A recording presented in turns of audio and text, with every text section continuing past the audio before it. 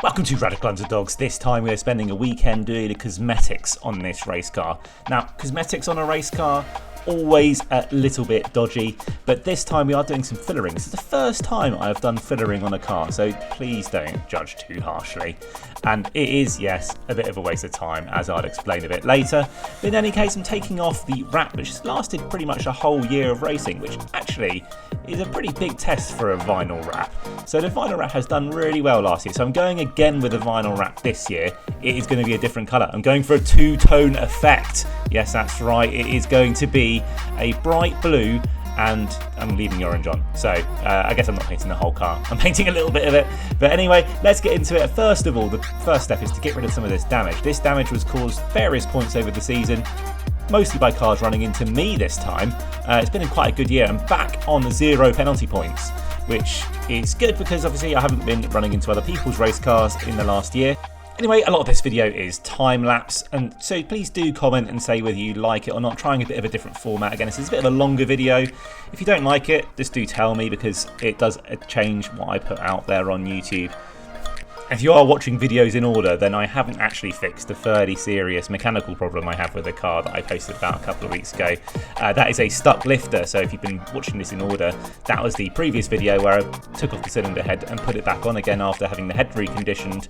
I did a compression test, and cylinder number 3, I think, it wasn't counting from the right direction, had low compression, so in the 130 to 140 psi range compared to the others at 180, 185, 190. Some people say it's a stuck lifter, other people say, well, it's bound to be a bent valve. Either of, well, if it's a stuck lifter, it's okay, and I can probably fix it, but as of the time of recording this video, I haven't fixed it. So at the moment, the plan is to try and run the car a bit hotter, with a bit more load on it, and then see if that solves that stuck lifter problem.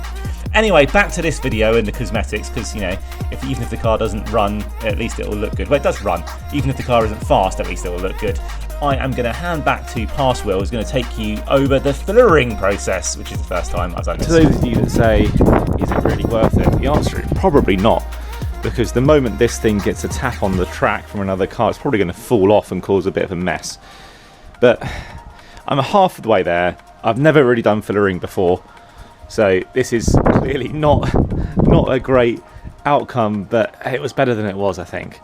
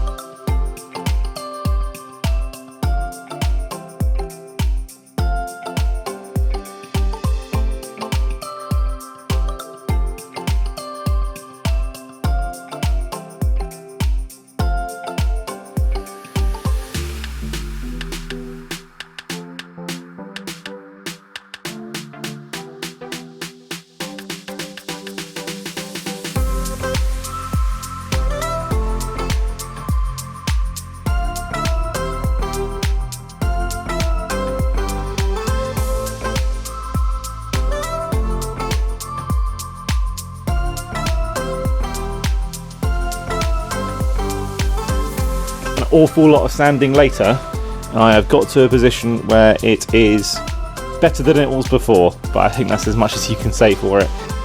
Obviously I've not got rid of the dent entirely from the door, but I think it's better than it was. A day and a half doing this, and it's just going to fall off, isn't it? We all know it's just going to fall off instantly. First corner, first race. This is not brilliant either. At least it's smooth. And maybe it's better than it was before. When it's painted, let's see what it looks like.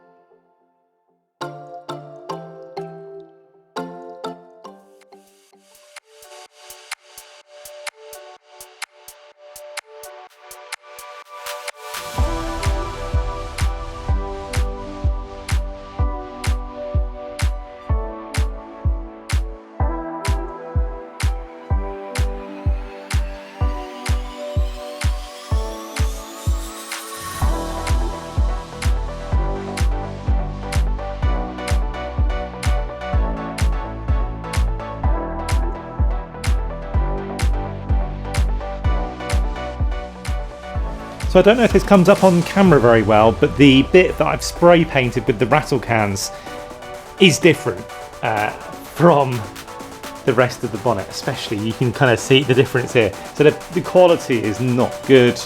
I'm in two minds about whether to rip the whole thing off, start again and repaint the whole car all in one. But I have to remember this is a race car, not a show car. So as much as it pains me to not do it properly, I think I'm just going to leave it. Oh, I don't know.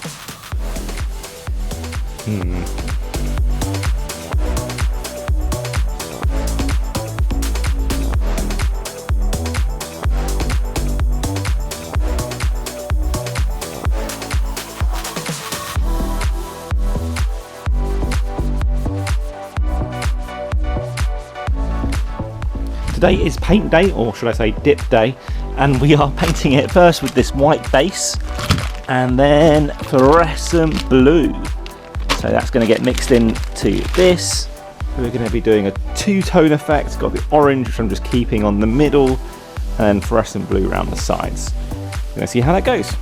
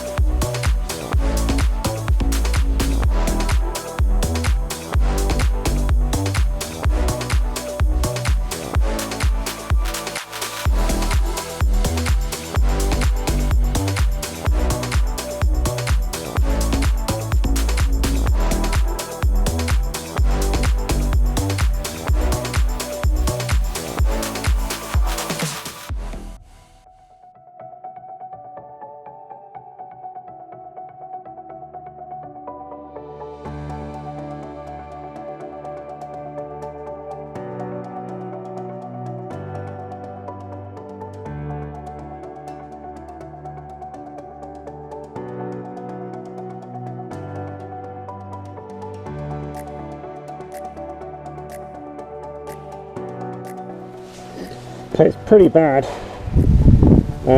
Not too bad at the front here. When you get around the side, yeah, prevent runs. I didn't prevent runs. Way too thick a coat. The rest of it's not too bad actually. I'm not going to repaint it, I can't be asked. I'm going to let this dry off and then going to do another couple of coats. White on black is difficult. I started off with just my compressor here. It wasn't enough, and I had to switch to this dual compressor setup, where I'm using both my compressors to power the spray gun, which is working actually, surprisingly.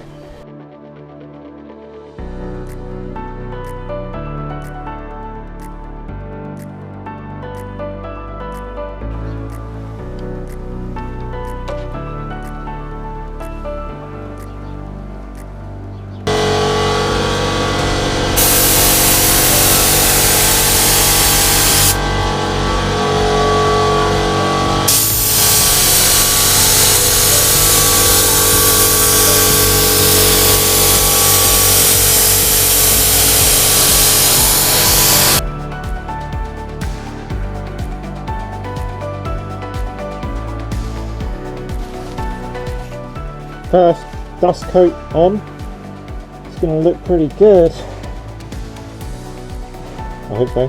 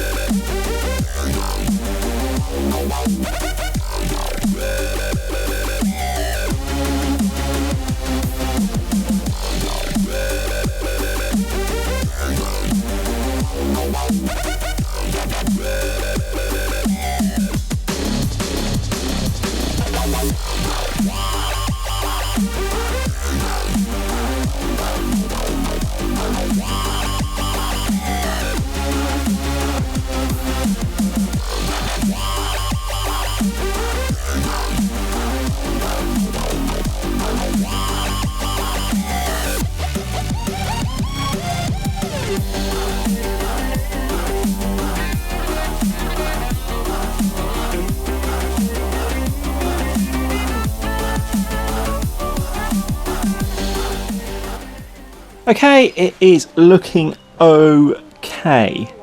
I love the blue. The paint prep was a bit quick, and so obviously you get what you put in. I seem to have discovered the only fly in mid-January in the UK. That landed on the paintwork here, which is a bit annoying. Love that colour blue. Blue and orange goes quite well together. As you can see, taking off the masking tape didn't go particularly well around here. I have to say, it's not a perfect finish. And then taking off the masking tape really didn't go well here. Ripped off some of the old covering, so I'm going to have to paint that orange. I'm going to try and do that tonight so that I can do the top coat tomorrow for the whole car at the same time. You can't do the top coat without it drying for 12 hours, so that's why it's quite late. I'm going to try paint that orange again. It won't look great, but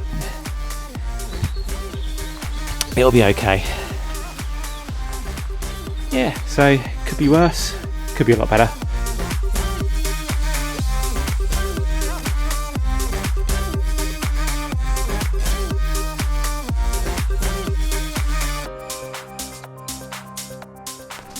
I'm not sure if it comes out on camera, but this is a gorgeous colour. This blue is great.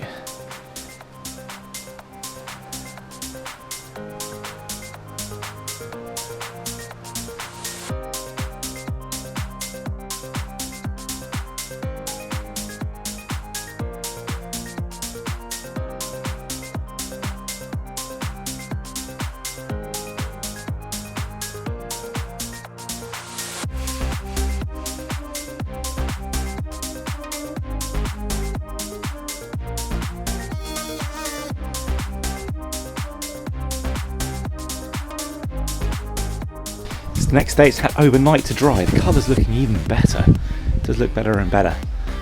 This colour, although this is not looking great. And this is the headlight cover I had to repaint as well. It's actually looking much better than it was before. So I'm happy with that. It's going to have to go back on, and then I'm going to respray the whole thing with the top coat. I was wondering whether it's had enough time to dry, to be honest, because it's a bit... This is a bit, I don't know. The blue definitely has, I'm not sure about the orange.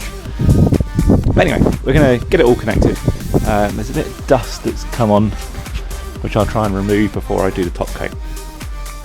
Welcome back, you have moved forward in time another day, and it is feeling a little bit less soft to the touch, especially the last bits I painted. And it means I can carry on and do the top coat.